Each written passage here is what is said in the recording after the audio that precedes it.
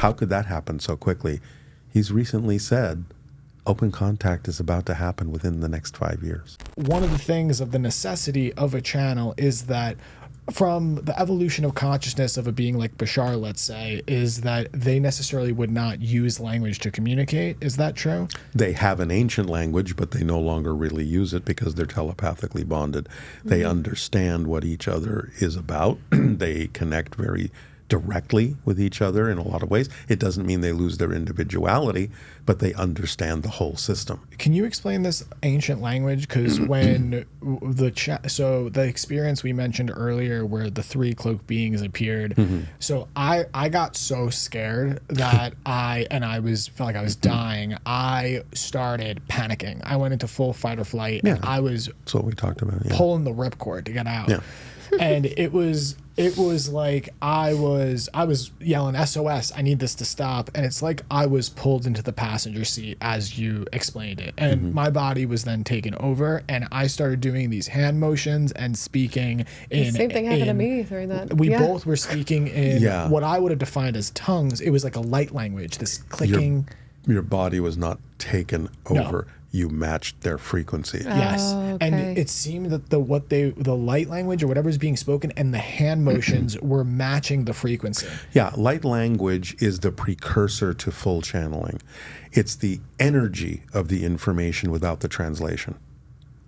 Okay, so that's literally what happens. They'll do the light language and these hand motions, or will kind of automatically do it, and that will smooth us into a channeled state of consciousness. Right. Because the most difficult thing for us is the transition. It can be very painful. For me, it can be physically painful. Until you get used to it. Because it was painful for me at the beginning too, physically. Because it's like your nerve system isn't used to handling that frequency of energy, so it needs to get stretched. Yeah. It's like I often say, it's like trying to get Hoover Dam through a garden hose. Yeah. But eventually you relax into it, and then it buoys you up and leaves you energized. So you just have to get used to it, and it will smooth out.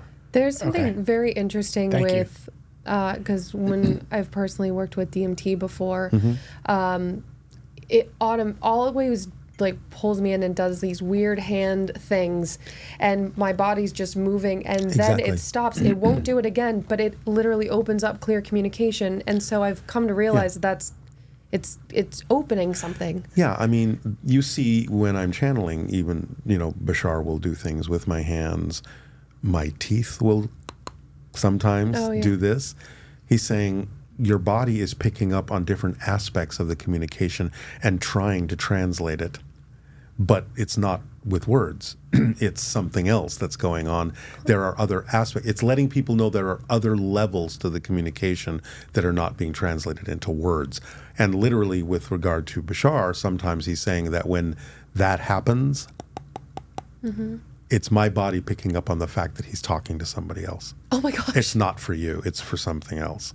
But my body is still picking up on the fact that he's having another conversation. And it just goes...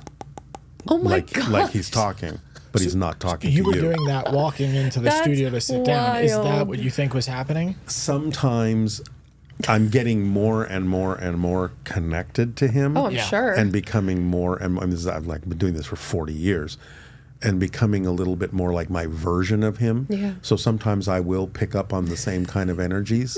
I'm kind of like a walking antenna now, and so it's just kind of like something will hit me and it'll just translate. That makes sense. Okay, so you were talking about that, you step into the passenger seat and he comes in.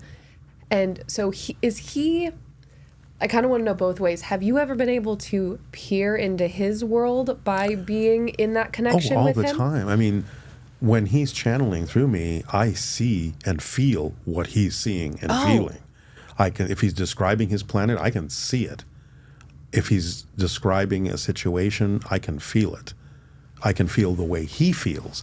That's one of the more profound things that has happened in the channeling, is that I noticed right away. As a human growing up on Earth, of course, you experience things like self-doubt from time to time. The channeling state allowed me to experience what it's like for a being that never experiences doubt about anything. And it's a profoundly different state than what we experience.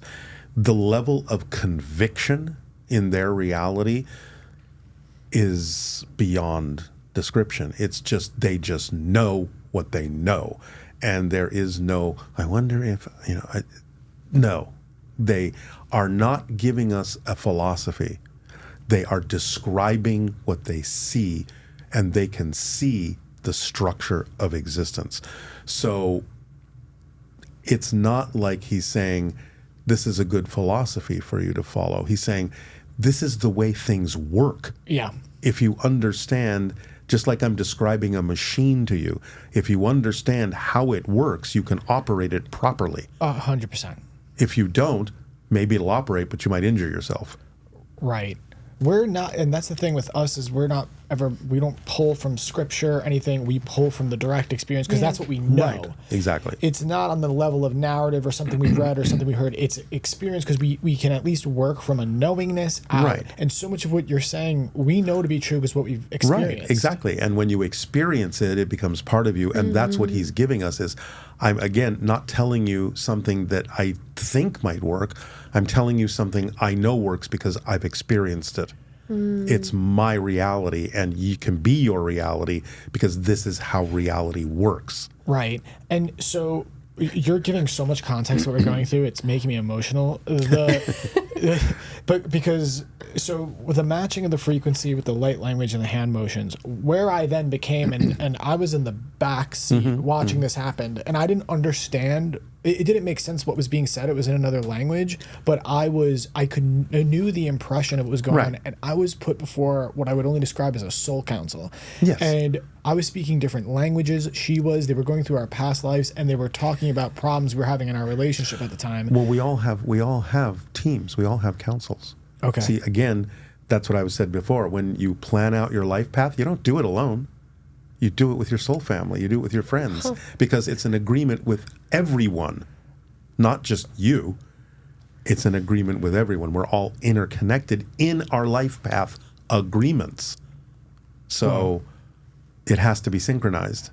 I'd like to ask about an experience Tanya has had. So Tanya is one of the most amazing channels I know. I'm sitting with the two probably the most amazing channels I know. Okay, all right. I know. He's like the legend, but I'm just saying. But she's really incredible, and I learn a lot from her, and she's one of my great teachers. You had an experience where you became conscious. And you had, oh my gosh. Can you tell him this story and see if you can bring clarity? Because he's the only person that would understand this. Yes, all of a sudden this like face appeared in front of me, and I could tell that it was like, it had feminine energy, but it looked like an ET. And then immediately she got freaked out that I could see her and like jumped back. And then there was like this big room with, it almost looked like a Coliseum, like seating, like a people were, or the beings were sitting up there, and there was like one being, and they were discussing the fact that I could see them. Yeah. They brought them onto a stage and presented her how she could see, and they were presenting why she could see. But they were talking about me. It was so strange. Yeah, well, I mean, that could actually be several things. It could be your own soul family council. It could be a bunch of ETs realizing that you'd broken through a threshold of awareness where you could perceive them. It could be spirit guides being interested in the fact that, same thing, you've reached a level where you can start to perceive them, because that's one of the symptoms of the advancement of our consciousness at this time in our lives is we can start perceiving things we couldn't see before because we're looking into other dimensions. Our senses are stretching. And remember, this is our creation. So it's like you can sort of see outside the bubble all of a sudden. And the ones that exist outside the bubble are surprised that you can suddenly see outside the bubble. So they start going, hey, now they have reached a place, or this person has reached a place where they can see us, where they know us. I don't know if you're familiar. There was a line in a movie. It's one of my favorite movies. Did you ever see the Mothman Prophecies? Yeah, I love that movie. Okay. There's a line in the movie where the protagonist asks a mentor, well, why is this being paying attention to me? And he's saying, because you noticed them and they noticed that you noticed them. Oh, wow, yeah. And now they're aware that you're aware of them, so they can engage with you. So that is another level of consciousness awareness, of evolution, is you become aware of the fact that we're creating this and that there are others creating us that are not necessarily physically here, but they're engaged with us. And when you notice them, you have reached a certain point where something new can happen, something else can happen. And I think that's one of the things that leads to the idea of the fact that we're, according to Bashar, relatively imminently about to have open first contact. We have reached a point where we have noticed enough, and they've noticed that we've noticed enough, that we can be introduced to each other in the near future. Bashar has recently said, even though it might seem like, how could that happen so quickly? He's recently said, open contact is about to happen within the next 5 years. Oh my gosh. So get ready. But he's also let us understand that the reason that seems so quick is what you said at the beginning of this conversation. Open contact has actually been going on behind the scenes for quite a while. Yeah.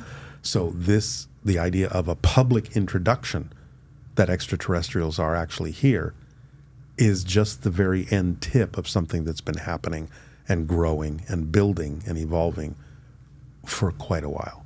Yes, it's taken great courage from us to be public about it, and you've blazed the trail, and it's interesting because you're talking about becoming aware of them and then becoming aware of us, and there's some sort of understanding or awareness of when we're having these interactions. It's almost like we're in a pit and they're throwing a rope and there's a bridges being formed, being woven, and it's bridges of awareness. Right. And does that explain a little bit of the protocol in terms of why it is the way it is, in that they make themselves aware so we become aware, and then we can kind of...